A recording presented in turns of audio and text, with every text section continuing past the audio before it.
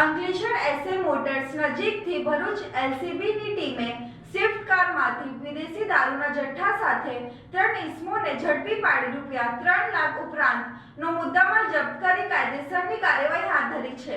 Bharuch એલસીબીની team Ankleshwar વિસ્તારમાં પેટ્રોલિંગમાં હતી તે દરમિયાન સ્વિફ્ટ કારમાં વિદેશી દારૂ ભરી વાલિયા ચોકડીથી ગડખોલ પાટિયા તરફ જનાર હોવાની બાતમી મળી હતી। જે મળેલી બાતમીના આધારે પોલીસે એલસીબી ઓફિસ સામેના રોડ પર વોચ ગોઠવી હતી। દરમિયાન સ્વિફ્ટ ગાડી આવતા તેને રોકી અંદર તલાશી લેતા ₹1406ની કિંમતનો વિદેશી દારૂ મળી આવ્યો હતો।